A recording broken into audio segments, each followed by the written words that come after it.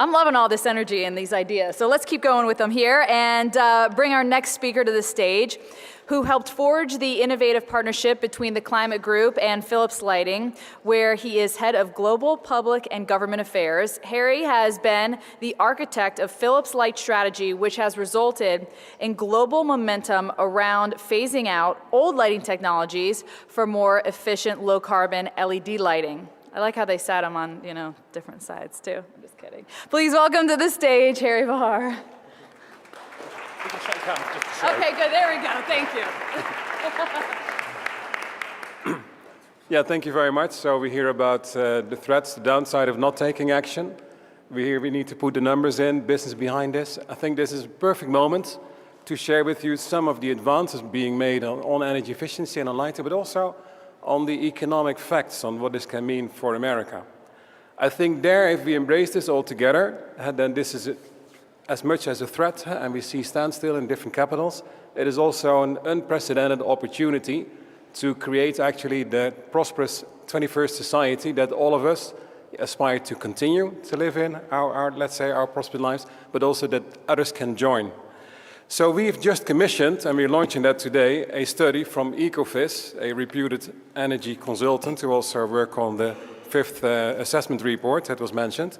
And actually my question to them was, can you calculate what it means if we step up the average increase of 1% energy efficiency that we achieve per year to 3%? And 3% is perfectly doable, let alone, so like IKEA, between 2010 and 2015, we will improve the energy efficiency of everything that we put on the market, not only LED bulbs, but also household appliances, healthcare equipment by 50%. So in 5 years, 50. So I think collectively, we should be able to do 3% per year. Well, what does it mean? It's really staggering. So if you see what it means between now and 2030, it would save the US economy $550 billion on direct energy expense per year. Also, it would mean only 3%, but if you add it up a couple of years, it would save the US economy $900 billion in capital expenditure on power generation, because you would need 900 fewer power plants.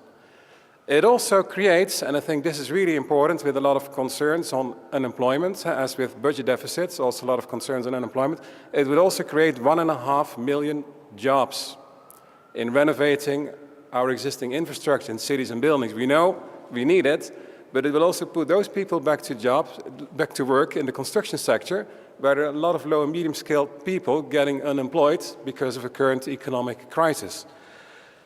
So you see there, actually energy efficiency makes it the biggest untapped fuel on the planet. We need to do everything, we certainly recognize that, but this is the biggest untapped fuel on the planet. And it's there waiting for us. Like Stephen Chu said, this is not just low-hanging fruit, but it's fruit laying on the ground, waiting for us to bend over and pick it up. If we then look at lighting, we can also see how that action is rewarding. So not only lighting is about 1/5 of global electricity consumption, so about 1/5 of all the numbers I gave, you can see you can actually achieve by acting on lighting. And it's only a few years ago, in 2007, when the House and the Senate together adopted the Energy Independence and Security Act. Well, part of the work that we did, that was referenced to, was collaborating also with the Alliance Save Energy, California Energy Commission, Earth Day Network, on lighting efficiency. So there's a chapter in there that phases out inefficient lighting. And believe me, like Steve also mentioned, LED lighting is beautiful, so no worries about losing all technology. What we also see is that in 2007, our turnover in LED lighting was virtually zero. Well, the first half of this year, it was 25% of all our lighting turnover.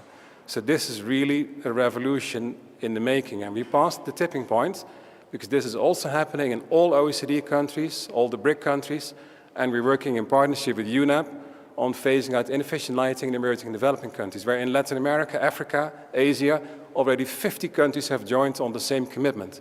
So what we hope to see is that by this example, we inspire other sectors to take more bottom-up action, and then certainly there will come the day, I hope sooner than later, that the politicians will see that this is actually also, given the wide benefits, what people are voting for and what people are buying. And then perhaps then they will turn around and say, hey, let's all do this together.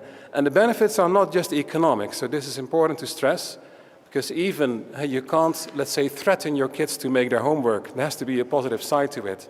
And the positive side to all these new clean innovations, and in this case LED lighting, is that research from the climate group shows that 80 to 90% of people in cities feel safer with LED lighting. So the mayor can cut his energy budget by half, his energy bill, but people will feel safer.